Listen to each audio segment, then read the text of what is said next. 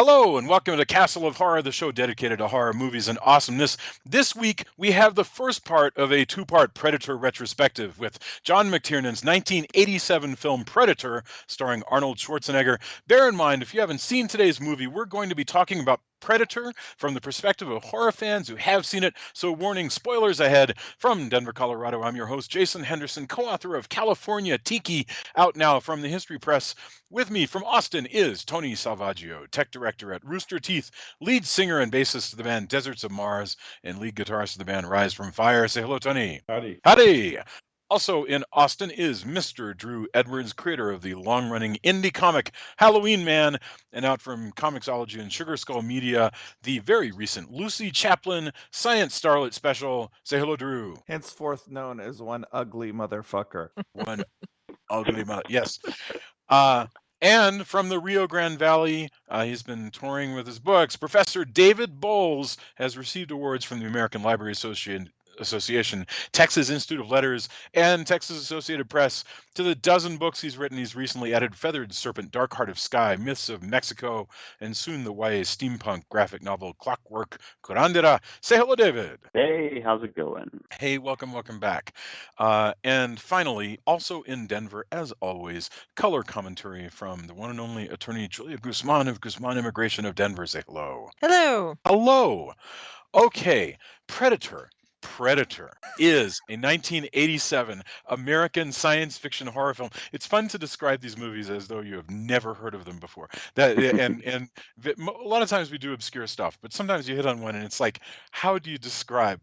It is a 1987 American science fiction horror film directed by John McTiernan. That is the guy behind Die Hard and The Hunt for Red October, written by the brothers Jim and John Thomas. It stars Arnold Schwarzenegger as the leader of an elite military rescue team on a mission to save hostages in guerrilla-held territory in an unspecified Central American country, and then their anti-guerrilla activities are interrupted by an alien who seems to be hunting them. That's the movie. And I mean, that's the movie. That's the whole movie. Okay, so I guess we have nothing left to talk about then. Yeah, I'm really looking forward to dissecting this. We got a supersized bunch of people. We got 5 people, so I'll say practically nothing. Let's get our opening thoughts. Try to keep it to like under a minute. Let's go, David, Julia, Tony, Drew, and then I'll move us into discussing the film. So, David, welcome back. And what are your opening thoughts seeing Predator, perhaps after all this time? I don't know if you've seen it recently. Yeah, no, it was the first time I've seen it, and going on a decade, I would imagine. And so I was, I was amused. I was watching it with my son, who'd never seen it before. He commented a lot on the 80s pacing and musical cues and so forth. One of the things that I was really struck by was all the testosterone, which is, like really, really excessive in points. And some of the subtext, it feels to me, of homoeroticism and between a particular pair of individuals. That I would have never noticed before, but like just watching it, 30 years removed, I feel differently about the relationship between a couple of the characters, and later on we'll talk about it. But I found it fun. There are some things that stretch credulity, and it's clear that we had a very young screenwriter who's kind of flying by the seat of his pants and is like like forced into a role, so the director has him near so that he can continue to do rewrites and stuff like that. So some of the things are a little hokey or a little too easy. But the action's fun. The special effects are really, really great. It's this final design for the creature is pretty iconic. And, I had a good time watching it again. I enjoyed it. Fantastic. And yeah, the homoerotic ship. If this were to come out today, I think there would be a lot of homoerotic shipping. Yeah, there would be shipping going on. I don't know which pair you're thinking of, because it seems to me that there's a number of possible. Oh yeah, sure. I can ships. see that as well. I mean, I guess I'll go ahead and specifically say that I was thinking about the Bill Duke character, Mac, right? And Blaine Cooper. Like when he bites the dust. I mean, clearly there's this grief that would come from being a friend and having the two of them apparently like survive something really horrible a few years earlier. But there seems to be a little bit more to it than that. The complete catatonia that he enters into. Yeah.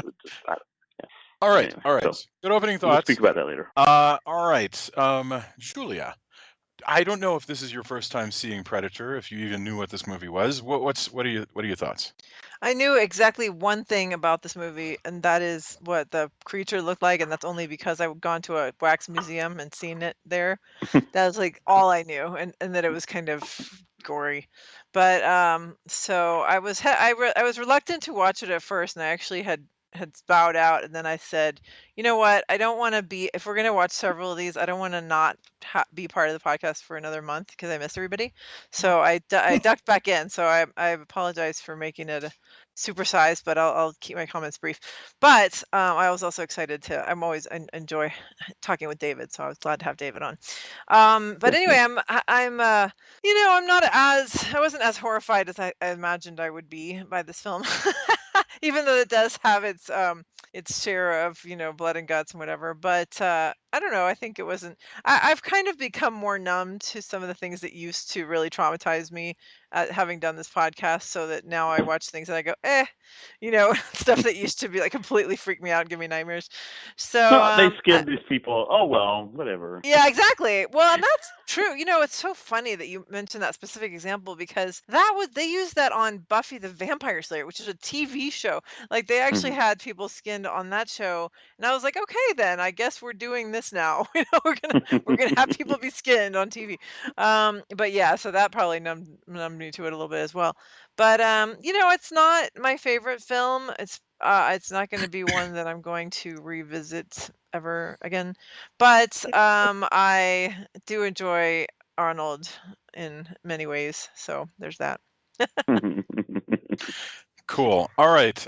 Tony, bring it. What about the Predator? Oh, it had been a while since I'd seen this, and I watched it not too long ago, maybe a year or two ago, and remember being like, oh man, this isn't quite as good as I thought. And then watching it this time, I actually enjoyed it more than that time. I don't know why. Something about it just looped back around to being fun again. And it is super 80s. There's things they say and things they do where this is an excellent time capsule of Yes. what an action movie of this time period is everywhere. Often imitated as well. I mean, this spawned so many like copycats. And of course, just the Predator in general, like how iconic that became is pretty crazy considering their budget isn't like super high. But what they do with it is pretty impressive.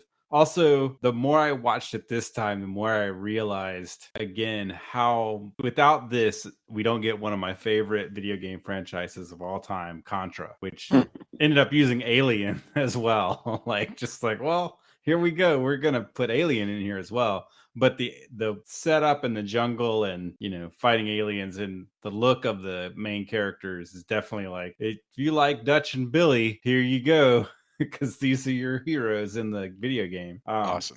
But yeah, I enjoyed it more this time, and I think there's stuff in it that definitely is of a time, and I'm glad we're past that. But it's pretty rockin' fun, and Yeah. there's a lot of stuff that came after this that I think was really good and really fun as well. So it's a landmark movie, even though I know it. I'm sure nobody who produced this movie thought, oh yeah, well, we'll still be getting Predator movies decades later. It cost, by the way, to your point, cost about $17 million. It made about $100 million. I mean, it just, I think it blew away everybody's expectations. Drew, Predator. I really like this movie. This is one of my favorite 80s monster movies. The design of the creature is, of course, great. It's got a really fun cast. I think this is a deceptive movie, though, because my favorite analysis of this film, and the one that I subscribe to, this is not an action film. This is not a science fiction film. This is a slasher movie. They've just changed the teenagers out for commandos, and they've changed Jason out for a space alien. But it effectively follows the beats of a Friday the 13th movie. And I love that about this because it makes Arnold, the rarest of all beasts in 80s monster movies, a male final girl. That's true. That's great. He's the final girl. Yeah. Yeah.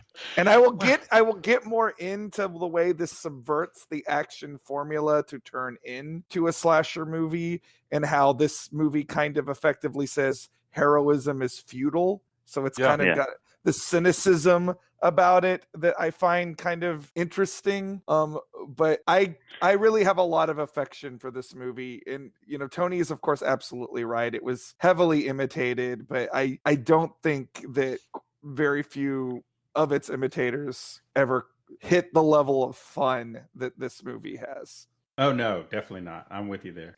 I really love this notion that heroism is futile. I mean, I was struck by that very same thought when there's that scene where like Billy strips off all of his stuff and he gets his big old knife out and he's prepared, and then there's that off-screen scream, and it's just like it's so undignified and so just boom, and that's what the movie's trying to say. That's really insightful, dude. I like that.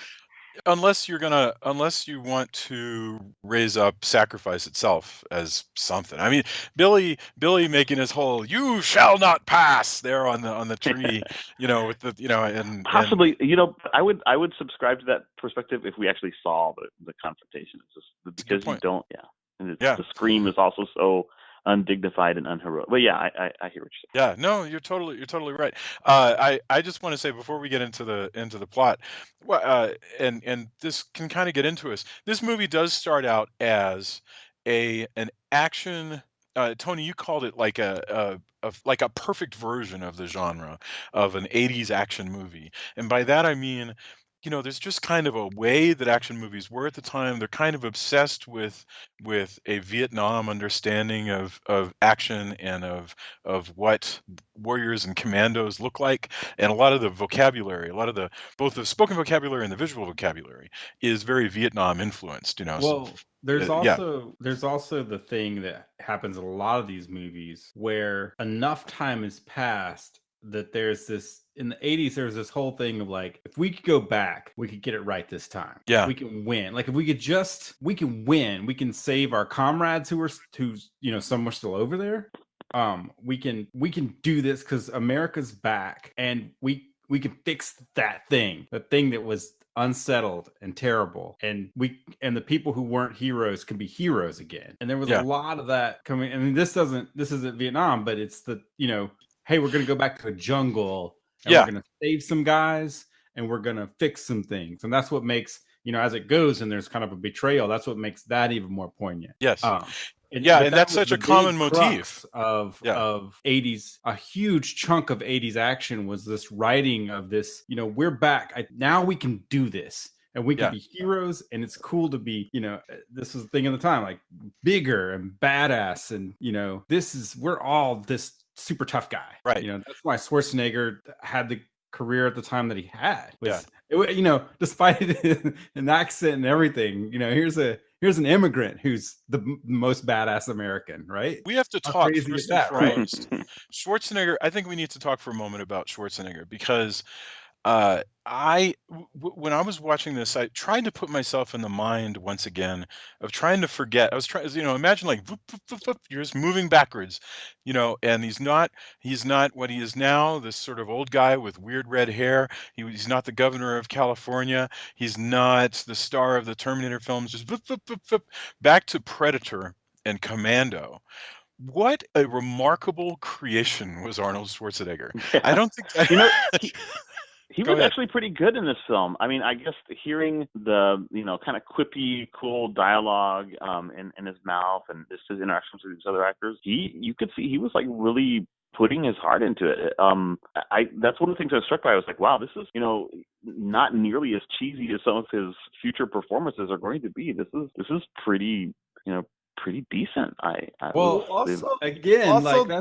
That's what's crazy. Like now that I think about it, here we have the peak Reagan era star. Mm-hmm. Arguably not. English definitely his second language. Listen to his accent. An immigrant who's the most badass American. Yes, right. That's this crazy town in retrospect, right? But at the time, it just fit because he was just the best at being Arnold. Well, it also fit with with Reagan's America. If you heard Reagan and Bush one talk, for instance, about immigration, they had a very popular mindset about it. That was held by both Democrats and Republicans in the middle of the century. That this was a melting pot. That we needed more and more people. That we were going to be stronger. There wasn't nearly as much nativism, at least out loud then, Well, as there is now. we had a common enemy, right? Yes, that's right. Yeah. I think there's something to that. So the idea, Well, hey, here's a Ronald badass. Reagan even had that amnesty day where they just granted amnesty to all these immigrants who were here. Yeah, and think That about is- it. He came from a Soviet bloc country. So for us to have Arnold Schwarzenegger as a character who comes from a commie country and is now part of our army, and to be an American, all you have to do is say, by God, I'm going to be an American. That's how the myth worked at the time, and absolutely, it's. I think that was part of his amazing myth. But I mean, look at him. This is literally, I mean, think about who the stars were. I mean, look, I realize he had been in Terminator like in '84, like 3 years earlier. So he wasn't like brand new. But I mean, But this in was the Terminator, period. he's the villain. Right, he's the Yeah. villain. Yeah, this was the period of like Commando. He did a whole bunch of movies, right in a row, with Commando and this and other random stuff like Red Heat and whatever. And he looks like, literally, I can't think of anybody who looks like this guy, you know, uh, from his oiled up physique, and of course that's also echoed in all of his team because they're all like oiled up and stripped down and all body hair has been removed. The thing about this though, the thing that about his team though, that I was struck with this viewing in the contemporary, in the era we are now. Yeah. Okay, this movie is a massive sausage fest. It has to be Yeah. said. Yes. Only one woman in this cast. And Yes. she has barely any lines. But the team is racially and ethnically diverse, Yeah. which Yep. nowadays I could almost see this movie coming out and some weird alt-right, Fanboys and all contingent, that. on the internet would have a cow over the fact that we have Oh, this movie's so PC, blah blah blah. Yeah, You've got a there's Native American. You've got two black guys. You get, Yeah, I mean, it's crazy, but like the fact that the team and the way Arnold is and how it's this like perfect storm of like 80s action hero machismo and the way they like demolish these guerrilla fighters, like all of that stuff, and they spend so much time showing how formidable they are, and then they spend the last act of the movie so vulnerable. So they set up this perfect thing that, just like Tony says, and then they annihilate it. They're like, this is not. You know what this reminds me of? It reminds me of Greek tragedy. It reminds me of the Iliad, and this is kind of where I'll talk a little bit more about my whole like Mac and Blaine as like a secret couple kind of theory. So in the Iliad, for those listening who have forgotten, there's the great scene where Achilles, kind of like acolyte, follower, protege, lover, Patroclus is killed, and Achilles just goes fucking nuts.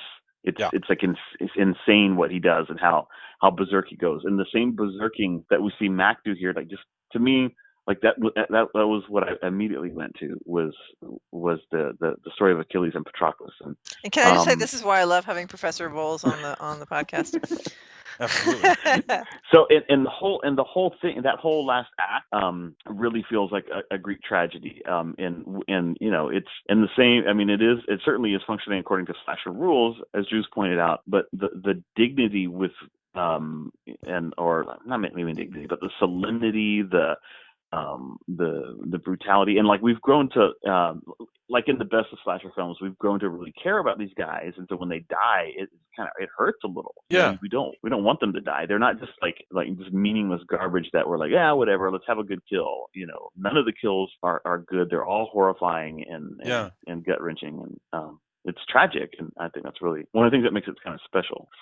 You bring up Patroclus, and that makes me think of several things, because they do the creature does terrible things to the body, and so it Oh, yeah. horrifies them, and yeah, I want to move, in fact, to what the heck is going on with the creature, because he is defiling the bodies, he's hanging them up, he's skinning them, he's collecting them. What is, before we move into the rest of the film, we talked a little bit about the team, but I want to talk about the creature, and you can use all the spoilers you want, everything that we know from the entire film.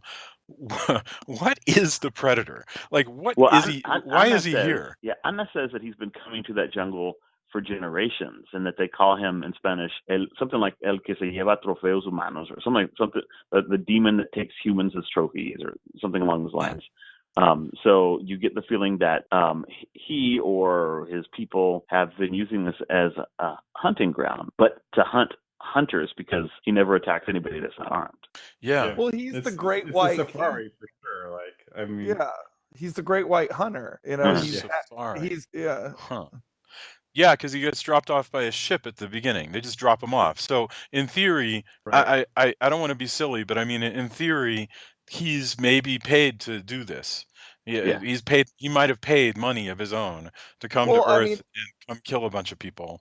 ignoring that what we know about this species from the I've seen none of movies the other movies. None. So So, to me, Oh, wow. they don't exist. they Oh, not even develop. two. They develop. Two, great. Yeah, the rest of these, the two is actually also really fun, but they develop that this is a hunter culture, like that hunting is a big Right. part of their culture. But you're absolutely right, Jason. Like this, as far as this movie's concerned, the Predator could just be a tourist from outer space, which is kind of funny to think about. But Some dick who has all that money. He's like, yeah, I'm gonna buy me a hunting Well, trip to Earth. And kill It's some Westworld. Yeah, it's Westworld, Yeah, it's except that Westworld. Earth is the Westworld, and he's Yeah. from wherever else. Well, and think about that. That's just such an interesting concept, whether based on what we know about the Predator, or even if we don't, just from watching this movie. The Predator likes hunting humans, we can presume, because they're super smart. In other words, that's part of what he's into, is that, they're not pigs, they're not sheep. They are intelligent. So, it's work for him to actually hunt like 7 or 8 of them down. and he likes people that can fight back. You know, the whole Yeah. thing about armed, like, going up against a bunch of muscled up Green Berets, like that's like Jesse Ventura, Arnold Schwarzenegger, Yeah. Carl Weathers. Well, at the beginning, you got to think he's most likely, if let's say he has paid, or let's just say he just comes down here periodically to do this, when it gets hot, when the weather changes. No matter what, now when Schwarzenegger's team shows up, Carl Weathers' team is there, he must be like, oh man, I was gonna take out some gorillas, that was gonna be fun, but look at this. Oh man, this is a hunt. or Carl Weathers, nah, this is how you make a stew. One of these guys, this guy's like 7 feet tall. I love Jesse the Body I Ventura. thought that this vacation was going to be fun, but now it is on. This is where it's at. This is what predators do. I am a predator. I am a predator. It must have been awesome. Like it'd be really sad if he goes back to his stupid predator planet, back to his stupid cubicle job, and he's like trying to show pictures of his hunting vacation to his other predator friends. They're like, yeah, Frank, we know, this giant 7-foot guy. But that doesn't happen because he blows himself up at the end. Right. That's true. He doesn't even. Crazy thing. So his final thing right before he triggers the countdown, he sends all the photos. He has an attachment to email. Oh yeah. He uploads them. My Vacation, an album by Frank Predator. A lot of this is commentary on the way actual human hunters are, though. Like the whole, the fact that he has technology that makes him, even though he quote unquote likes a challenge, like his technology makes everything more or less pretty easy for him, the way our technology makes it easy for us to pick off deer and ducks and things or for like that. the Trump brothers to go kill like large games like that. Yeah, you know, like and you know, the fact that he takes like these gruesome trophies, you know, that's just his species version of taxidermy. In fact, when you do get in the Predator 2, you actually see that's true, because you see inside one of their ships and there's just all these skulls of different aliens that he's killed. So including an actual alien from Alien. Franchise launch right there. The xenomorph. So I want to stay on the Predator for a moment. We also, yes, he has weapons. He has a close-up weapon. He has a melee weapon, which is his big sort of Wolverine claws that he wears strapped to his wrist. This is a humanoid creature. He's got hands, he's got feet, he's got claws. He's got these big sort of metal claws that he straps to his wrist. He's got a ranged weapon, which is this sort of awesome kind of energy ball weapon that he shoots and it kind of explodes on you. He sees heat. That's very important. He uses infrared vision. He doesn't have any that. This is the only vision he has, which is he doesn't see as we do. He sees things in heat signatures. That's not necessarily but true, no, that's his mask. When he takes his mask off, we see the way he really sees, and it's like this red tinged. Basic representation of our world. Yeah. I mean, it's you're right. I forgot that. I'm sorry. He can see like tripwires and stuff, and so he has different vision than just what we see. And then in the future, in the subsequent movies, you see like the different things he can see. You're right. Like she's right. He would not be able to avoid the traps he avoids if all he saw was heat. He obviously can see tripwires, stuff like that, which is a plot hole, because then he should be able to see, or maybe he just doesn't think to switch off of heat vision or whatever. He should be able to see Arnold Schwarzenegger, Dutch there, like in the mud, which is another plot point problem, because the mud shouldn't be able to mask his heat signature. No, Mythbusters did a thing about that. Oh, they did? Yeah, they fast and loose with the how heat. With science. I was on a project where I had to learn a lot about how all heat vision really works and night vision works and all of that. And it's not as fun to think about. Like it doesn't really work that way. But it's so fun in the movie that it's totally fine. Yeah. Scientists, it works in the movie. Scientists who've had to deal with that hate this, because it doesn't work that way. Yeah. But here's the thing, like we had to give Arnold something, because the Predator and that's the great thing about this character, is they made a character that can make Arnold Schwarzenegger seem like a wimp. And that took a lot of work. And definitely is overpowered. And by the way, the notion of like the magic mud, for instance, I agree. It totally wouldn't work, but I mean that's like, this is one of those things in a movie like this where you go, okay, in this universe, mud is lead. Just go with it. Mud's lead in this universe, and in other, and you'll find other stuff like that. Like in every universe, there will be some like general principle of our Earth that is not the same in the world you're looking at. Go ahead, Drew. I'm sorry. Well, what's crazy about the Predator 2 is we almost got a completely different creature. Okay, so the Predator that we all know and love, the Predator that is iconic, that was like a last second thing, because they had basically a very bug-like alien that was going to be portrayed by Jean-Claude Van Damme, of all people. And they thought that, he's smaller than these guys, but he's going to be agile and it's going to work.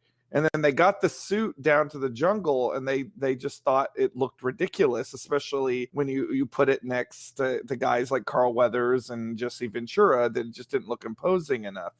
So the director sent pictures to the studio. It's like, give me more money and get me Stan Winston, and we'll come up with something that works. And that's how we ended up with the Predator that we all know and love. And they actually cast this guy, Kevin Peter Hall, who was Bigfoot and Harry and the Hendersons. And so because they wanted this guy who could tower over all these gigantic dudes. And it's funny because like all of that seems like it wouldn't so much matter as because we don't actually see the Predator full on until the very end of the film. And yet it's a monster movie. And therefore, it just goes to show how smart this movie is in its way, because it understood that if the monster did not work and if the monster was not imposing enough, the rest of this movie would not have worked. And you have that whole scene at the very end, that we're talking about where him and Schwarzenegger square off, and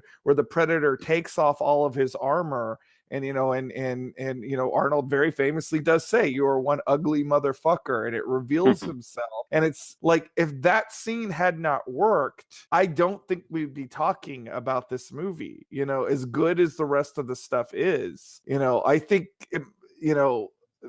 that's the difference between something that would have been like a forgotten kind of fun B movie and something that has gone on to be kind of a classic of its kind.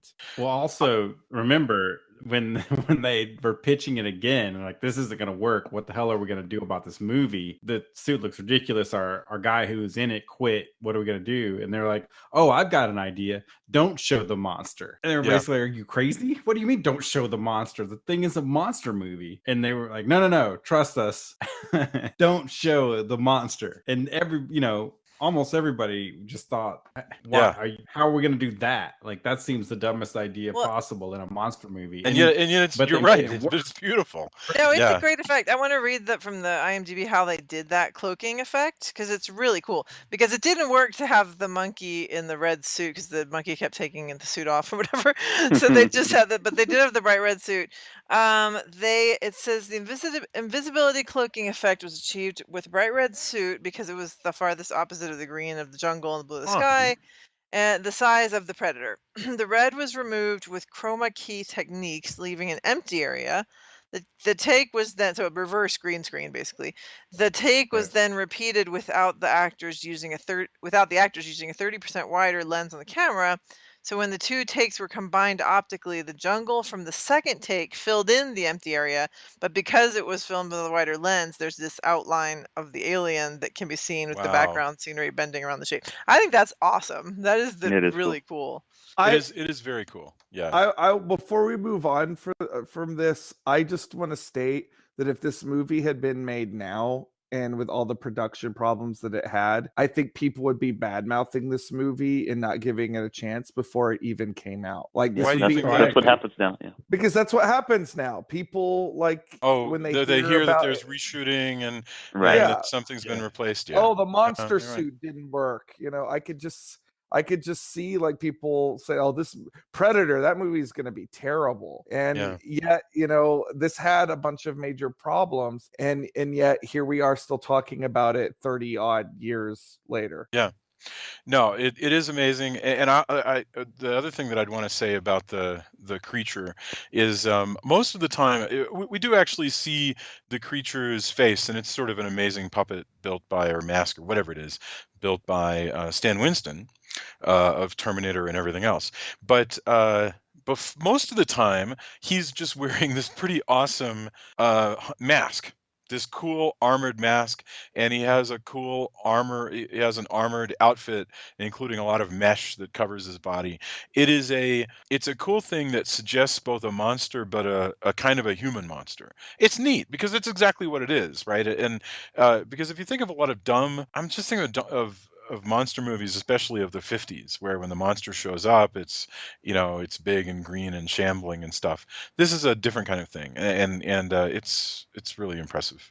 Well, it's one of the reasons why I loved growing up during this time period is we had all these monster movies coming out, and because of where we were at as far as animatronics and makeup effects, we had some of the coolest looking monsters in film history over the course of really just like a 10-year, because the 80s is just one decade, but you have all these things that are still being copied today over the course of a decade. I love his awesome dreads, by the way. He has that's cool too. That it is they're not dreads, it's tentacles or whatever it is. It's just the way his head accoutrement are arranged, but it has the effect of looking like big ass dreadlocks. So the film opens up And Schwarzenegger takes a job from his old buddy. Schwarzenegger's a commando. Carl Weathers is a former commando, worked with Schwarzenegger a lot. But now Carl Weathers works for the CIA and needs to hire Schwarzenegger's team, ostensibly to go into the jungle of whatever Central American country and like rescues a bunch of dignitaries who've been taken by guerrillas, which turns out, I want to skip through a lot of this because who cares? It turns out that that's not even true. Actually, he's going in to extract another CIA black ops team that has run into trouble. We don't know what Central American country this is. We don't know what guerrillas these are. We don't even know our disposition towards the government of this country, although I assume that we are propping up the government if we're fighting the guerrillas. But I love the complete lack of care. Like, who cares? They're like, it could be Nicaragua, it could be Costa Rica. We don't know. It doesn't. We know it doesn't we matter. know they're conspiring with Russia. With Russia, yes. And we know that I love that they made the point that Schwarzenegger's team has to be manipulated into doing this. They're not like that. He's very, we're a search and rescue team. We're not mercenaries. Yeah. And yet they behave. Yeah, and yet like they demolish these guerrillas. Yes. I like that. I had forgotten how explosive everything. Like they throw a grenade. This isn't. We tend towards a little bit more realism, I think, in movies now. But man, when they throw a grenade, it's like a grenade and then a case of dynamite, maybe some C4. Like sometimes they'll throw one grenade and there's like 3 explosions. Yes. Like anytime someone's hit with a bullet, they're hit with a bullet and evidently a battering ram because they. Yes. I mean, it is wholesale 80s. This is what action was in the 80s. Like if there was a gun, it was a super gun. Yeah. Every American weapon was a super weapon, even if it was a weapon that was used that was never a super weapon. Like if a pistol, you are at all curious, that guy flies backwards. An AK-47, if in the hands of a gorilla, oh no, you've nicked me. In the hands of our protagonist, it is a bazooka that happens to shoot really fast. And bazookas are cannons from siege cannons that also explode into 5 types of different explosive. If you are interested, and they caught a lot of crap. I mean, there's a lot of stuff that was like, oh my, this is an era of PMRC, of a lot of things, a lot of censorship, and how could we be so violent? Yeah. Meanwhile, our government is doing all kinds of things all over the place that are hyper violent. But there's a lot of kind of how the body count in these movies is it okay for kids to watch this? Of course, the answer is no. Why are you taking your kid to Predator? But like watching it as an adult with this amount of time past and looking back, it is everything they said it was. Yeah. I just never thought about it in the same way. When he goes to when they go to fight the guerrillas, they vaporize the gorillas. I mean, they oh yeah, they complete, and there's basically it's just a free fire zone. They kill literally because they've already said, they've given us some quick dialogue, and one guy gets shot in the head, and they said, oh, they've killed all the hostages, so that we are free now for our 5 guys to go in and just vaporize everybody else in this little village. And again, Tony, it does play into the fantasy you're talking about, how, well, if we'd had the proper attitude or whatever it is, we absolutely could have won the war in Vietnam, because except they don't actually win. That's the point. Well, I mean, it is, but against the guerrillas they do. But against Jason, the guerrillas and against, as a revenge against, they killed our people. Let's go get this. Like, we are going to take care of this wrong. We are going to right this wrong. And in the beginning, until it does what you're talking about, where it's subverts it. Like, that is it. You know, you do not mess with these 5 guys from America upon pain of just annihilation and destruction. I want to point out some and that's craziness. what this movie is at that time. There's for one thing, Billy, who like literally, I want a movie just about Billy. I want this Cherokee dude with his like near sixth sense for, you know, you can look at the ground and go, there were 5 people, then 2 of them came, and then 1 of them left. I mean, he's amazing. Well, let me interrupt you with a little trivia about that actor. 2 things. One, he also ran for governor, although he did not become governor, unlike Governor Ventura and Governor Schwarzenegger. But 2, they had to have a bodyguard to keep him from beating the crap out of the other actors because he had a bad temper. Really? So they had a bodyguard just following him around, making sure he didn't get in fights with people. That's crazy. That was really funny. That is crazy. There's some other things about that little Central American compound that I want to mention really quickly. One of them is we've been talking about all of these things, but the fact that that this team had to be tricked into doing it, and when they discover that there aren't really hostages, they are like incensed. I mean, that they've killed all these people that they normally wouldn't have agreed to kill. So they kill them like ruthlessly, but afterwards they're like, oh fuck, I wouldn't have killed these people. You know, this is. I had a lot of fun killing them, but you've like really you've harshed my. You've ruined it for us. Yeah. You harshed You've ruined it for us.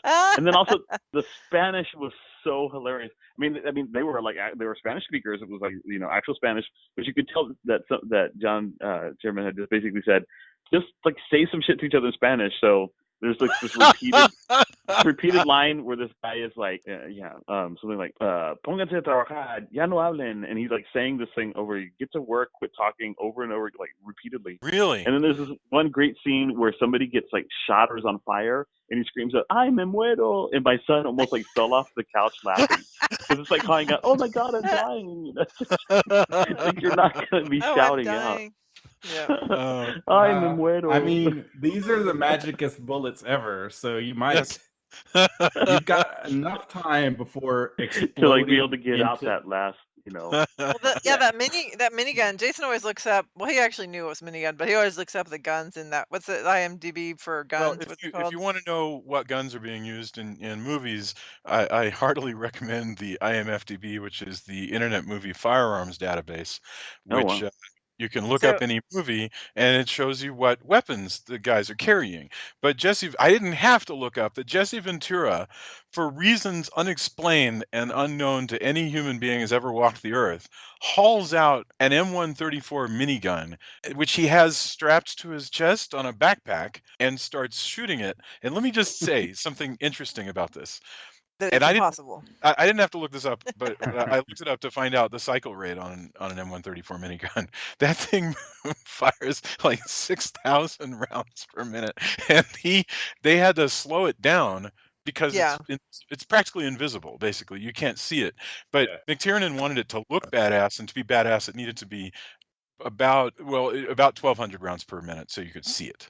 But not only that, so that thing is not, you can't carry it around. It's strapped onto the side of, it's mounted on the side of a helicopter and plugged in. So he actually had to be plugged in to an outlet, and so that there's an electrical wire running down his pants so that he can shoot this thing at a third. And also it couldn't withstand the blank, so it would shoot a little bit and then stop. Yeah. So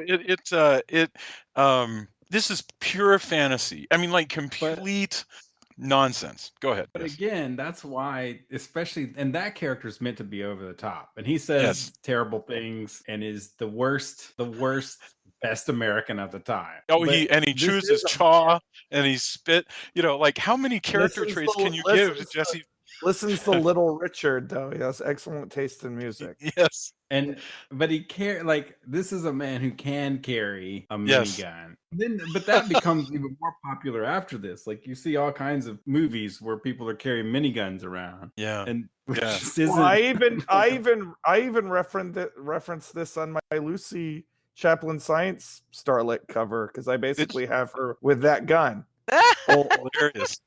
That's wonderful. Yeah, I mean, and to take it further with if you Metal Gear Solid, there's a guy who basically is Native American. I guess he's I forgot which tribe, but he's got, but basically it looks like a jet engine full of bullets on his back with one Vulcan Raven, because he's, if you want to take it further, you strap, you get a bigger gun and then more bullets, which is Actually, well, while we're dreaming, why not just have a Gatling gun of Gatling guns? So then you could have a spinning thing with all these spinning things in it, and it would be like that. Yeah, I mean, I don't know what. I love that the gun is called Old Painless too.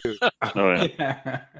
Okay, so I Billy, guarantee go ahead. in the era of in 90s mutant comics, there's got to be that, right? Yeah, the Gatling of Like, Gatlings. Yes. There's got to be a Cable. There's got to be an issue of Cable or one of those that where like, yeah, there's no way that doesn't exist. I'd have to look it up. I mean, in fact, I'm picturing it in my head, and I'm almost positive that something similar, or like it's like five. It's such a wonderful idea that the moment it pops into your head, you're like, somebody's got to have already made a Gatling gun of Gatling guns. That just feels like because each one has 6 barrels, and you could have 6 of them, and they would be spinning, and it's an astonishing. And this is what's wrong with us, honestly. But okay, Billy though. Billy carries this awesome machine gun that has a Mossberg shotgun strapped to it. So that first of all, it has a big, wide profile, so it looks awesome when he's carrying it, right? And second, it's neat. It's a machine gun with a shotgun on it. That's that's cool. This is just crazy town. I mean, it is really absurd and wonderful, and that's why also if you're walking and David, tell me if this is what your son meant. You talked about the 80s pacing. Was he talking about the fact that when you think about it, up until 30, 35, I don't know, 40 minutes into the movie, this is just an action movie about some dudes fighting some gorillas. I mean, there's no aliens, no nothing. For a long that certainly was part of it. Also, he was talking about like the first 5 minutes of the film, which has got this like leisurely, almost 70s kind of feel to it a little bit, with just the helicopters flying in and just like all these scenes. And he was like, why are they spinning all this stuff? Yes, sort of like for sure. Were about it. For real, yeah. That introductory first 5 minutes feels like it could come from like Apocalypse Now or like the MASH film or just something. Just like just shots of like military people getting. Well, you can't show the awesome might of the military without spending that much time showing you the awesome might of the military. Right? Oh yeah, and with like really really kind of cool, but also very a little bit dated in terms of like its style, whatever, the soundtrack playing over it. I mean, it gets really effective later on with the Predator sequences and the chase and like that. But in the beginning, it's a little like bombastic and although I love, so it's Alan Silvestri. It's not one of the more memorable Silvestri scores, but on the other hand, Back to the Future or something like that. Right. Whereas you can never forget that theme, right? But it is of an era. You're right. When even this non-memorable score is still melodic, and it's kind of cool. Whereas if you think of what like your typical like big budget movie score now, they're like for Superman or Man of Steel or whatever. The soundtracks don't have melodies anymore. It's very sort of dissonant. Very percussive and like and which can be awesome, but it's not as awesome. You're right. This is almost you still have soaring strings and stuff, which harkens all the way back to like the Western era. Right? 30 years from now, when we're having our like reunion podcast and looking back at films from this era, we will like talk about, oh, that's so dated. That sounds so 20 teens, and that. Yeah. I do think it's funny when they did the first Captain America movie. They trotted out Alan Silvestri to do this kind of score because they knew the character needed something like this, like heroic and bombastic. Yeah. I'm a man of my era, right? But I'll take this any day. I mean, I really do prefer this to the dissonant scores of today. But okay, so anyway, after they kill all the guerrillas, and then they find out, darn it, there weren't even hostages here in the first place. It was a bunch of CIA dudes. We don't go around killing Russians just to save CIA dudes. And there's bitching about that. And they've taken a hostage because they can, named Anna, they can get some information off of her. She's treated with no dignity or respect whatsoever. She's really literally just she's they could as well have had a computer like with data on it for all the my son actually made the remark at one point. He goes, "Look, another scene where a man grabs this woman's hair and yanks her face up." Yes, truly. Yeah. Now it is kind of brutal to her. We've come a long way, though, I gotta say, from the Lost World, where alternately they treated the ethnic captive as subhuman but also rapeable. This Right. woman, That's what I was gonna say. At least she wasn't sexually assaulted. Yeah. They got- Exactly, and there are there are multiple people who can speak Spanish to her, and so there's it's interesting. So yeah. Well, and towards the end of the movie, Schwarzenegger is trying to get her out of there safely, and he to the point where he won't even let her carry a gun because he knows if she takes up arms, That's right, yeah. the predator will go after her. Yeah. And Julia pointed out that the line that he says to her when he finally tells her to bug out and head for the helicopter. The chopper. Get to the chopper. Yeah, that's one of his favorite lines. That Arnold Schwarzenegger's favorite lines he's ever said. Is it really? I was wondering about that. He's used, like in political speeches and stuff. He's used it a lot. Yeah, it's actually his favorite. His personal favorite catchphrase of all the films he's ever done. There's also that great scene where he throws his like massive, like almost sword length Bowie knife into that guy, and he like ad libs a line, "Stick around." Stick around. Yeah. I mean, and this is the magic part that I don't remember us ever seeing him having the Bowie knife again, and I thought, are you really going to leave your Bowie knife there? I mean, that's like, go get that damn thing. That's it. You're going to need that. You're in the jungle. Yes. They really are. They really are in the woods in Mexico. So they're like dealing with as they're filming this. They're dealing with like diarrhea. But they don't call it Montezuma's Revenge in the thing, but it's like, they're dealing with all that, plus real scorpions, plus snakes, which is what I said when I was watching this film. I go, oh, that's terrifying to me because the snakes just dropping out of the trees scares the crap out of me. And sure enough, they had like deal with all that. So it's not a fun thing. Even Jason, when we were watching the scene where the stuntman, does the jump over the waterfall as Arnold's character. He actually blew out his knee doing that. I mean, there's like so much danger and just discomfort and heat.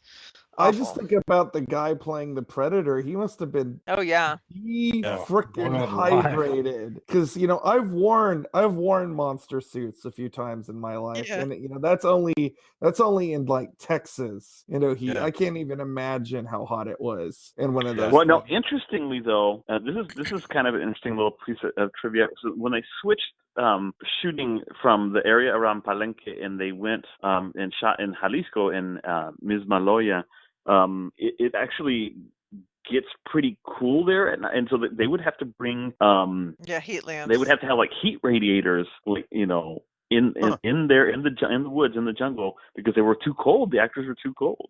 Well, especially for Arnold, because he had all that clay on him, and which was like So for the night scenes, they had to like bring in heaters so it gets cold.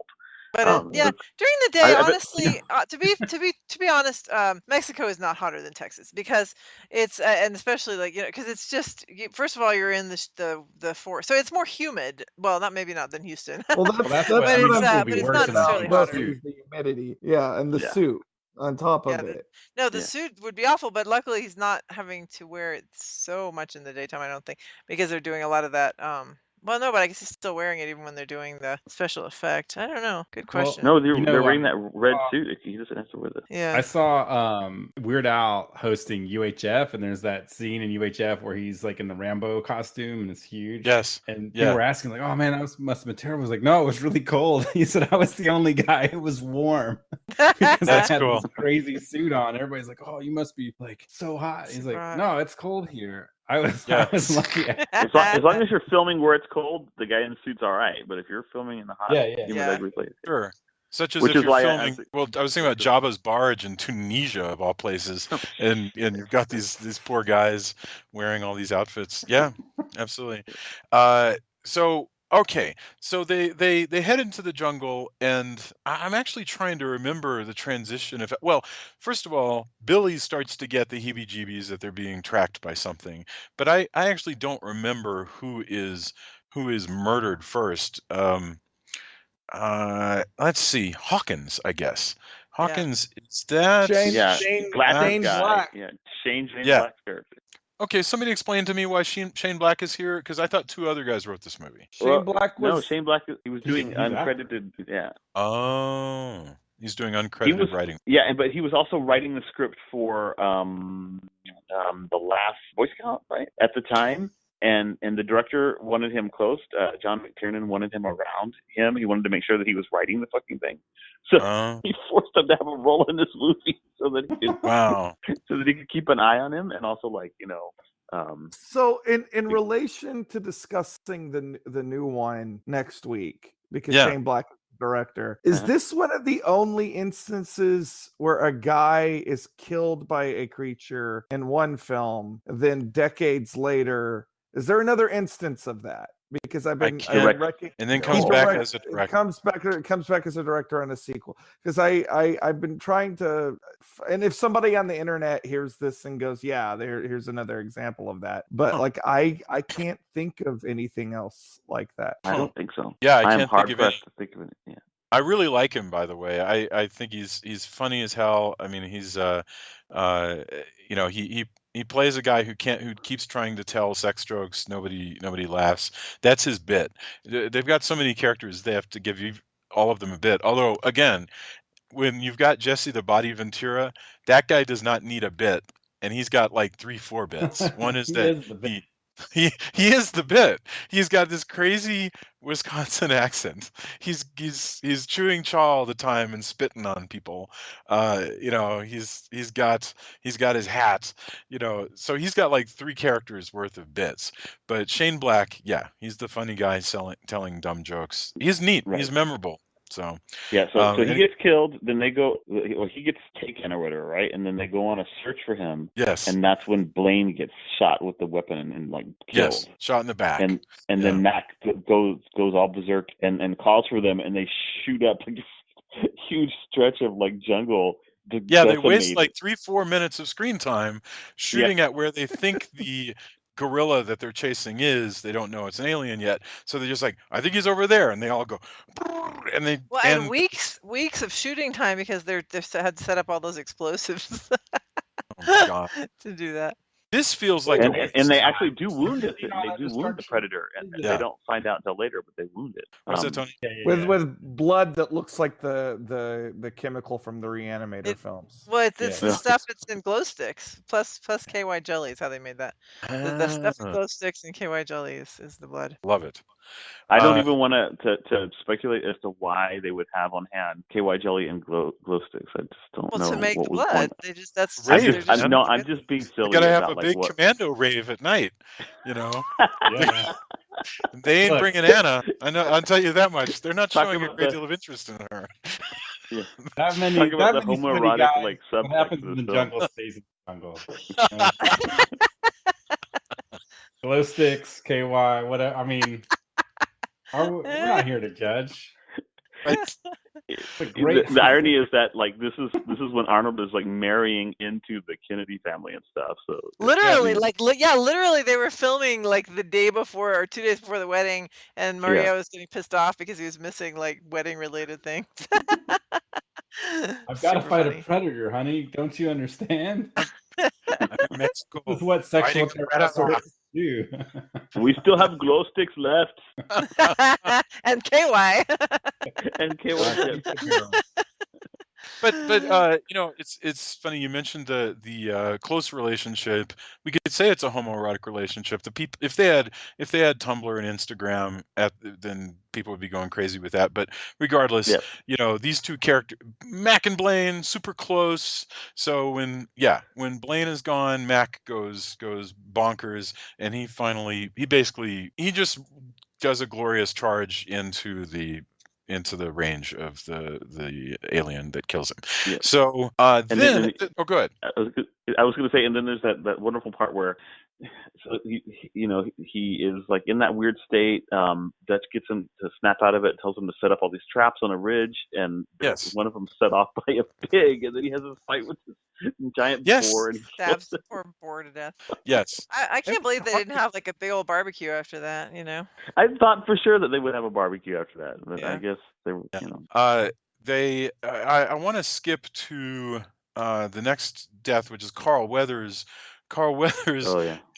This is, and by the way, we're skipping over a lot of the logistics. We will get to a cool montage later. I was going to say Carl Weathers is not the next death because it's actually Mac who gets killed next when Carl's following him. Yes. Okay. Yeah. So Mac gets killed, and Mac loses his arm first. He's tricked. Carl Weathers is tricked because the Predator has the awesome ability to mimic other voices. Yeah. So Carl Weathers is carrying 2 machine guns, and his arm is literally shot off, but his trigger finger has already been pulled. So he keeps firing. The arm keeps firing. Yeah. Bunch of nonsense. And then but it looks cool. It looks super cool. Yeah, it was a really well done effect. It was not fake looking at all. No, and his arm actually looks pretty impressive too. So then he starts to pull the other weapon, but by that time the Predator is on him, and so he dies. And he dies. It's terrible. He seems, like none of these guys die gracefully. It's always, he's screaming and everything. So okay. So that brings us now. We're getting super close to Act 3 because all that's left. Don't you think the reason why these guys have super grisly deaths, aside from the fact that, again, this is deep down at its heart a slasher movie, don't you think that's also like we have the Hollywood idea of war juxtapositioned up against the actual horrors of what war is probably really like? Or maybe I'm reaching. No, it's not a reach. I just don't know what the answer is because you're right that in like old movies of the 50s, nobody died screaming a whole lot. They typically just got blown up and died. So you're right about that. You would never see. Well, and there's some of that here too. I mean, there's people who just get shot in the head, and that's that. And if you get shot in the head, you do just fall over. That's totally true. Yeah, but like when the Predator shoots someone in the head, their head bursts open like a tomato being thrown up against a brick wall. Well, I think that probably happens in war too, sometimes, depending on. Well, that's my whole point. It's like they spend the first half of this movie showing that these guys are unstoppable. Yeah. Only to like spend the next half of the movie basically dissecting them in horrible ways. Yeah. So, we mentioned earlier that what's left is Arnold Schwarzenegger, the unarmed Anna, and Billy. They're trying to make it to their helicopter because, of course, the CIA is sending a helicopter out of harm's way, but they can get to it. Not Billy. Billy's the tracker. He's the one who sacrifices himself. Yeah, right? but we're right there. But they're all headed for the chopper because they need to get Anna out of there because she has information. Yeah, it's Billy Poncho who's been smashed into the. Yes. Who was thrown by the explosion or whatever. Yeah. Yes. Oh, awful. That's right. Pancho, by the way, is played by a guy named Chavez, and now I'm blanking on Richard Chavez, who actually was in Vietnam. He was in the infantry. Wow. And so was Jesse Ventura, who was part of an underwater demolition team, which is pretty badass when you get down to it. And I mean, because that's like the kind of thing that they make movies like this about. So yeah, we're left with Schwarzenegger sends after Billy sacrifices himself. Schwarzenegger sends Anna away because he thinks she can make it to the chopper. He's going to deal with the predator. He goes, get to the chopper.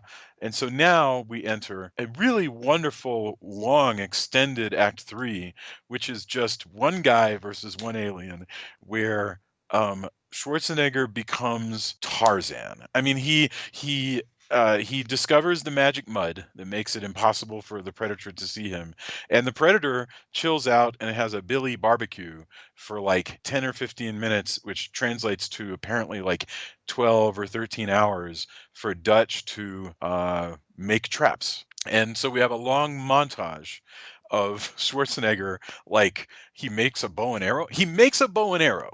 He literally makes Which, as I pointed out to Jason when we watched films, is how bow and arrows have always been true. made. But I mean, this is a busy fellow. Our favorite Austrian makes a bow and arrow. He digs pits and fills them with spikes. He makes trebuchets and tripwires, and he hangs enormous weights by cantilevering them and pulling them with vines.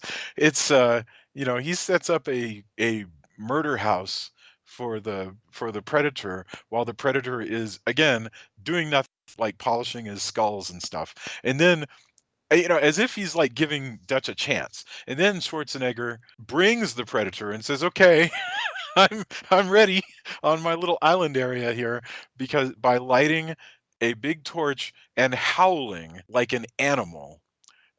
Which, by the way, is like the coolest thing in the movie is when Schwarzenegger like calls out the creature, with his sort of his big torch and his howl. I really really loved that. Arnold Schwarzenegger, I don't know if he's ever quite looked as badass as he does. Yeah, I agree. That's what I said. I'm like, this is the hottest he ever is, because even when he's like Mr. Universe or he's Conan or whatever, he is too, in my opinion, just too like unnaturally huge. But here he's gotten much leaner, but he's still super Yeah, fit. he lost like and 25 pounds. Yeah. No, I think he lost 75 pounds for the film to make the film, so And that then he another wouldn't 25 look. in the jungle. And Yeah. then exactly. Jeez. No, and I love the rivalry between him and Jesse the Body, because it's like they just really wanted to outdo each other all the time, so they'd like get up earlier and earlier to try to get to work out before the other one. You're And kidding. like Jesse had been told by the costume people that his arms were actually an inch bigger than Arnold's. So then he bet Arnold like a bottle of champagne that his arms were bigger, and they measured them, but Arnold's were actually bigger, and Arnold had told the costume people to tell him that his arms, which I think is hilarious. I just That's love really funny. all business with their relationship. That is really funny. Go ahead. I think it's funny though, for all the buildup about Arnold, he doesn't defeat the predator with his muscles. He defeats him by being clever, and I think that's true. important here, and that's why he's kind of a heroine in a slasher movie, because like Laurie Strode never defeats Michael Myers because she can physically overpower Michael Myers. She defeats him because she outsmarts him. And here he has to do much the same. Like he's actually really vulnerable in a lot of that. Like he gets tossed around like a rag doll a lot. You mentioned Laurie Strode. Never made a log trap like this. Maybe in this upcoming film she will. Yeah. We haven't seen the new one yet. She may have a log trap busted out for Michael Myers this time. We can I know it's not everybody's favorite movie, but in Halloween H2O there's actually a moment just like this, and I'm sure there are a lot of movies with a moment like this, because there's the moment in H2O when Jamie Lee Curtis sends everybody away, and locks down she closes the front gate of the university where she's teaching or whatever it is, and so it's just her and Michael. So she closes the gate, she's got a big axe, and she just starts screaming his name. It's really awesome, and this is exactly the same thing. It's Arnold calling out the predator. So the predator basically comes and they engage in a fairly long battle, and it looks a lot we can't imagine how exactly Schwarzenegger is going to win. And in the end, tell me if I'm skipping anything important, but in the end, basically, he manages to draw the Predator in to get squished by by a tree that he's hung up in. Yeah, because he set up two traps. He set up two Yes. traps. One of them like at the entrance to this little space, and one of them that's hanging above it. Yes. On the off chance that the Predator is able to distinguish one, he's got the other one in reserve, and he's able to like drop it on him. And that but of works. course, yeah. And then of course the Predator like has his like laughing moment, and which is sets super off his freaking creepy. self-destruct mechanism. Yeah. He seems completely okay with being bested by a superior opponent. I think this is actually probably what amounts to being a good death in his culture. Maybe he doesn't actually die. Maybe he beams out and then blows up. He's gone. Yeah. I'm gonna nah. That's the whole point. Is this noble sacrifice? Like, hey, he got me. Yeah. Like it's the nobility of the hunt that and that doesn't bear out with the rest of the franchise. No, I mean, that's interesting. Like, I'm not trying to be like, oh no, that's sorry. Let me mansplain Predator to you, Julia.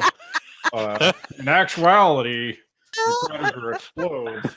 But I just think like that while it could happen, the nobility of the hunt is really what he's there for. That makes me laugh because I suppose if you look at it that way, pretty much all of these episodes have been you guys mansplaining horror movies to me, but I've never thought of it that way. Because she actually needs them explained. I've never actually thought of it that way because I don't know anything about horror movies. Thanks, Julia. This is going to keep me up at night now. Like, if I've been being a massive dick to you for like the last I've never part of a decade. Little do you know, I put on a trilby and I call it a fedora right before I go on this podcast, just so I can feel that superiority. And that is too. Oh man, I cannot wait until Julia gets something wrong. Then we can tell her exactly how horror is. Oh my gosh! If I ever become that person, please just kick me off forever. No. Yeah, this is the real reason. This is the real reason everybody keeps coming back, Julia, so they can mansplain shit to you. They're like, "Oh, I can't wait till Sunday. Get to mansplain to Julia." Horror-splain. I feel like I know Sunday. I just feel like I'm the man. Super funny. Although Drew and I, through a series, and it's probably not as funny if you have to explain it, but through a series of events, we eventually came up with the idea of Lynn-splaining everything, where you basically explain everything as if you're Paul Lynn. Yes. Oh, that's a wonderful idea. Everything's just like, well, actually. Oh gosh. Anime Fest. It's the nobility of the hunt, with all the KY jelly and the glow sticks. Paul, Anime can Fest you imagine? a really good it's a imitation. series of Paul Lynde jokes. Yeah, I this love year. Paul Lynde. Imagine if the completely useless role of the American general that sends him in were played by Paul Lynde in the beginning, and you laugh at how absurd that is. But after the Predator is dead and Dutch gets on a helicopter. By the way, that's the end of the movie. We have no joke. But you got to say Dutch gets on a helicopter that is being piloted by the guy who plays the Predator. Yeah, that is very important. Kevin Peter Hall. Excellent point. Yeah. No, but we close on the goofiest and wonderful. I had a smile on my face a mile wide. The goofiest sitcom style credits where everybody just smiles at the camera. It is the Except for coolest thing. Arnold, because Arnold is too cool to do that. So Too Arnold badass. looks off Yes. to the side. Yes. I like to think that Arnold ended up with like Dutch ended up with severe post-traumatic stress disorder from this whole thing. Like this guy was in therapy for it is honestly a shame we did not get the sequel where Dutch joins NASA just so he can go to space and get revenge on that class of people.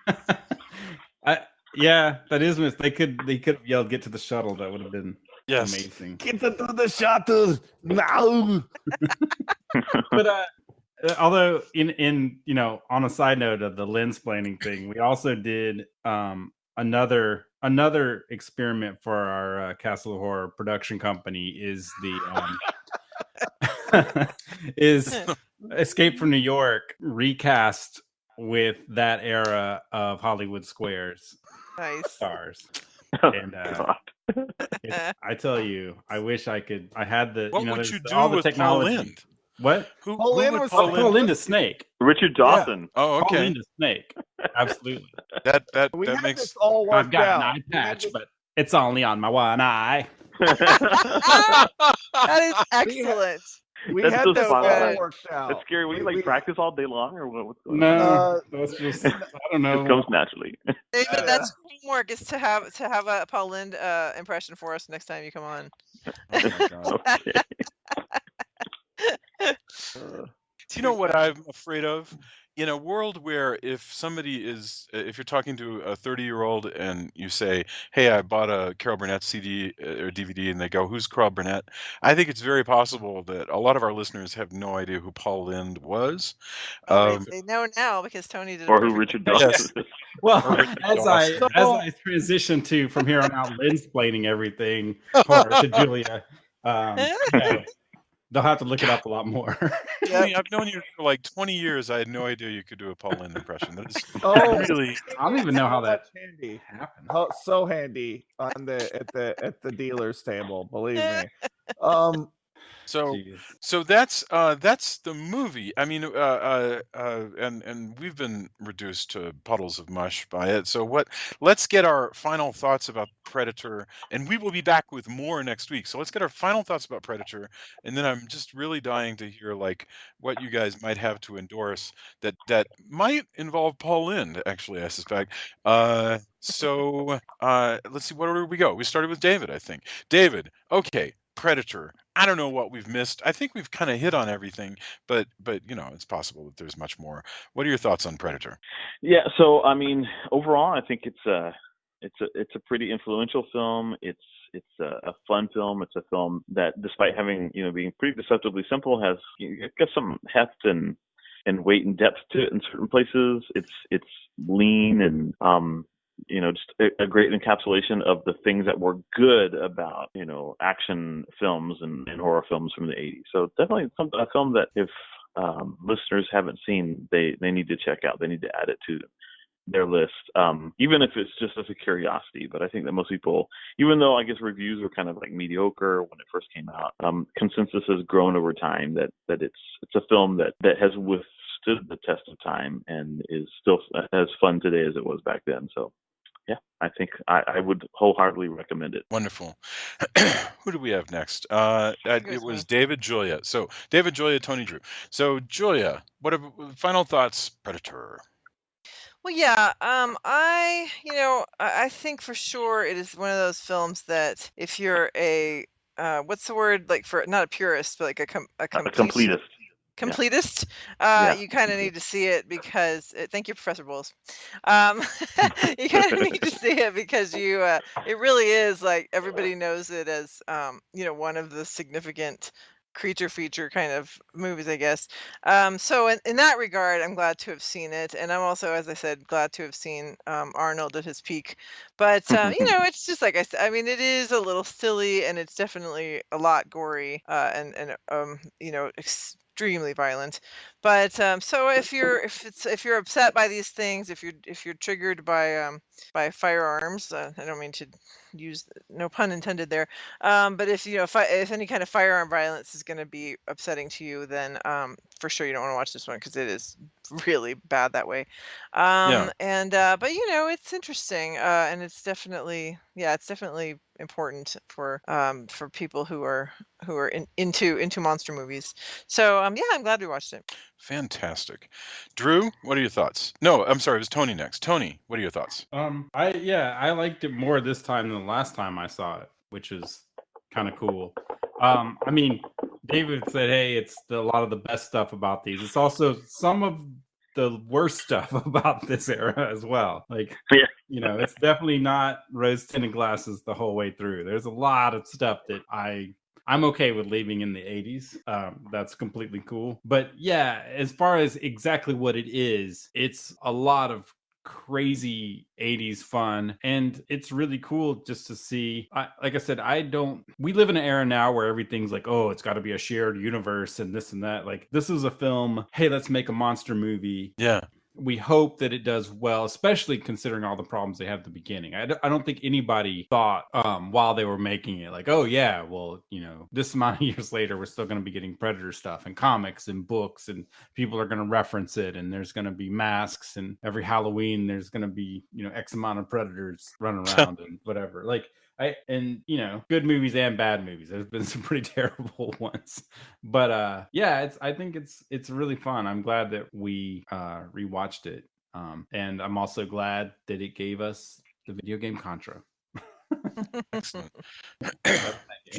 Drew, what are your thoughts? What a fun discussion. This was great. I'm glad we got I wish we had time to do all of these, because the Aliens versus movies aside, because I don't particularly care for those. Want to do this. Yeah, but I think if we can loop back around and do two, I like really this. I like this franchise. I think they're fun. This one is a cut above, obviously, no pun intended. I really, really, really like this movie. I think it's a great monster movie with a really great monster and a really fun cast. And like Julia said, if you're interested at all in this particular type of movie, particularly from this era, like, this is a movie you need to see. But I just enjoyed talking to everybody about it. Fantastic. Yeah. I would add nothing to that. I really loved watching this. I think it is part of an era. You guys got it exactly right. I cannot wait to be back next week to figure out how the heck Shane Black is in dialogue with this film today. Because every choice that he makes in the end, when you think about it, is going to be in some way a reaction to what this film is. Okay, let's do endorsements. I'm dying to know what you guys are wanting to watch. If it involves Paul Lynde, I promise to at least make an attempt at watching it, and I've actually tried some of that recently. So okay, David, you first. Do you have anything to endorse for us? Yeah, sure. So two TV shows that I'll endorse, and one of them is the Stephen King universe-based Castle Rock, which I've been watching on Hulu, and it's got some episodes that are a little, like, maybe less powerful than others, but on average, I'm enjoying it a lot. It's kind of like reading, discovering that there's a Stephen King book that you've never read, and like picking it up and reading it. It echoes other works of his and rhymes with his universe. But it's got some really great performances and some really crazy imagery and great performances, especially by Sissy Spacek, who does an incredible job. So yeah, I'm really, really enjoying that.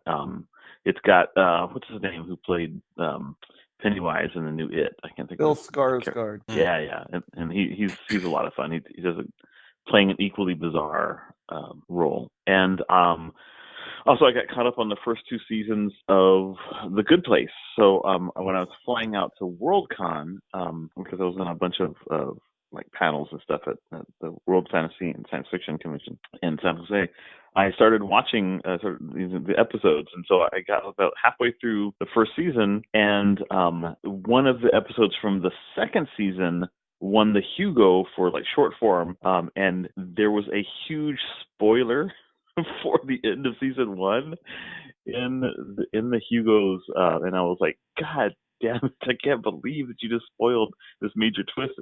But even knowing the twist that comes at the end of the first season, I really enjoyed it. So if you don't know what The Good Place is, you haven't seen it, it's a kind of a comedy series about the afterlife, which is like full of all kinds of really, really cool. With Ted Danson and Kristen Bell. Yeah, it's got Ted Danson in it. It's got what's her name? Kristen Bell is the blonde. Yeah, Kristen Bell. It's a great. I can't. It's not at all what you expect, is it? I mean, it's completely. Oh, it's not at all Maya what you Rudolph. Maya Rudolph has a special Yeah. role in it. Yeah. Yes, yeah. It's a really, really incredible series. So I highly recommend it. It's funny. There's just the people. The thing is, people just can't tell you much. It's about the afterlife, and about ethics and about just crazy shit. So just watch it. Like, it's really, really good. Yeah, Katerina, our youngest one, got me hooked on that show, so we've watched all of it, that has come out thus far, and it is very, very funny.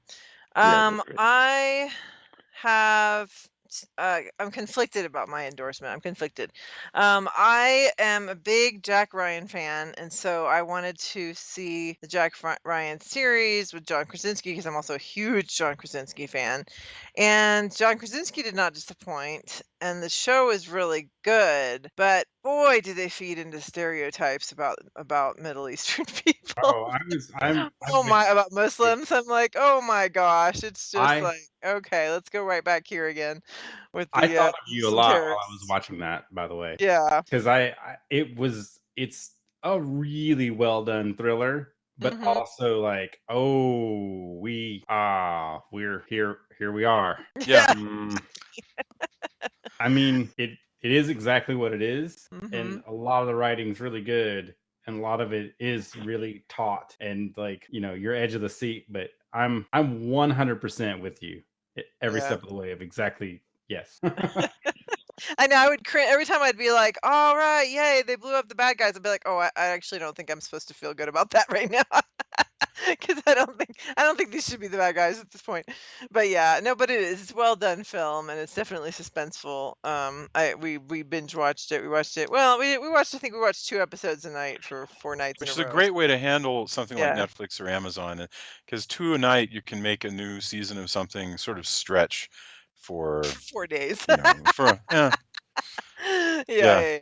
It was good though. It was well done for sure. That also sort of turns it into kind of like in the old days when they would have like Herman Wouk's The Winds of War, and it would take up about a week of TV time, and that's what these are like. All right, Tony, what about you? Well, I'm super stoked for Fantastic Fest because they're actually showing Halloween, and Jamie Lee Curtis is going to be there. Oh yay! I also hope to be, I normally endorse things as I see them on the podcast. You'll hear like, oh, I saw that at Fantastic Fest, or I'll have my rundown. But I'm hoping to, possibly do some interviews and stuff like that as well. So I'm super stoked for that. That's my yearly staycation. So I don't know if there's any listeners who are also going to be there, but if so, let's hang out and talk films as I watch 40 movies within a week or so, which sounds crazy, but that's how it is. Hey, what movies did you see? Well, I saw 40 within a week. For the rest of the year is, also, kind of self-serving, Rise from Fire released a single this past week for Labor Day called Day Job. It was kind of more pop punk than the rest of the album, so it didn't really go on the album. We recorded it for the album, and our producer, engineer, Jeff Henson, was just basically like, it's good. Do you guys think it fits? And we all kind of agreed, like, yeah, well, we'll release it as a single, which we did. So if you want to check it out, you can pay or not pay. Always is nice when people pay you for your music because it's not cheap to make it.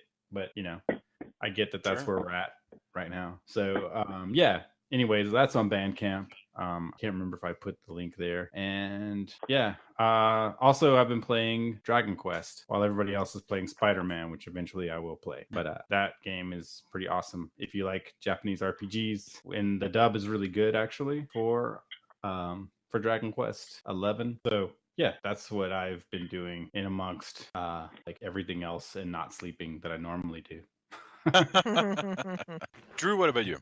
My endorsement is not really an endorsement. It's 100% selfish. I am still in the midst of crowdfunding the Halloween Man Bat City special. We're doing it on Indiegogo. We are at $1,460 out of a goal. That's 29% of a goal of $5,000. We're doing good. We still need a lot of help. And I've had people tell me, actually as early as today, that they feel intimidated by some of the perks. Look, we have perks that range from $2 all the way up.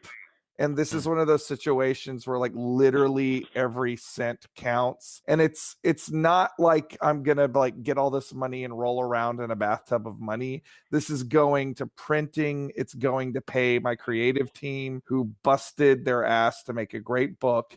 And this whole thing, I'm doing this because Austin has such a great, everybody knows about like Austin, you know, and they think of music and they think of art, but Austin has a lot of great underground comic book people here.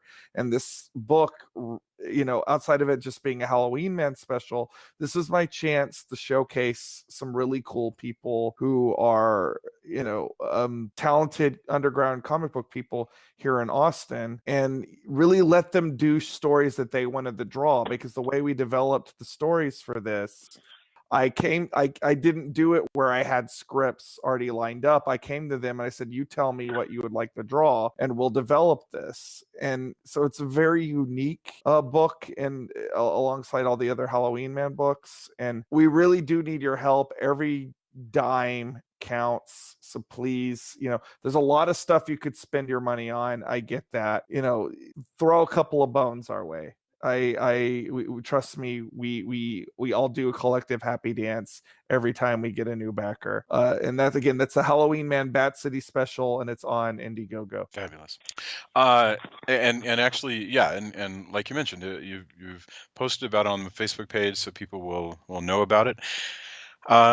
My gosh, okay, I'm in the middle of a book called Dreadful Pleasures that I really recommend, but I'm not done reading it. So it's an old book. It's a sociology book about horror by James Twitchell, and it came out as long ago as 1987, which is when The Predator came out, right?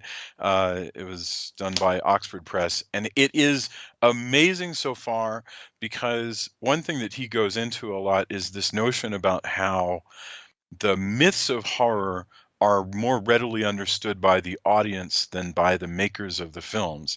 So that he has this whole theory about how the way that Hammer and Universal were extremely good at what they did was by repeating over and over again certain elements of their story, even if the rest of the movies didn't hold together.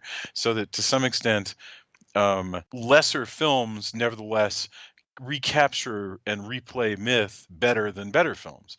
And it's very cool stuff. I'm learning a lot. It's very humbling to read because it's deep stuff, and I love it. Dreadful Pleasures by James Twitchell. It was actually recommended to me by the guys who run the Shudder Network, which is awesome. And I got one other thing to say, which is that Gidget, Adam Foshko and I, who did the California Tiki book, we're going to be doing a live showing of Gidget and talking about Gidget and California Tiki and Tiki culture in general on the 22nd of September. So if you're in the Dallas area, get your tickets, because we would love to see you there. Also, you should pick up a copy of the California Tiki, which is available at bookstores and Amazon and all that. Adam was Jason's gone and done a few signings in California, but Adam was at a signing this weekend signing California Tiki books, and Jay Leno showed up. So yeah, that's how do you like pretty them cool. apples? Isn't that wild? If only Jay Leno had like Jay Leno's book club the way that Oprah does, and you could. I know Right. it. I know. That would be amazing. All right. Gosh, I really enjoyed. This is only a two-parter. I know there are other Predator movies we could do, but we'll be back next week with the new. Let's do part 2. And we'll probably get to part 2 eventually. Just like there's always movies we leave behind. Yeah.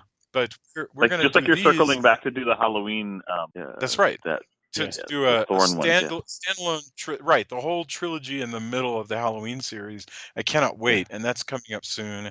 We're also going to do in October, sometime in the next 2 months, we're going to do War of the Worlds 1953, and the 3 Halloween movies. We're going to do the new Halloween.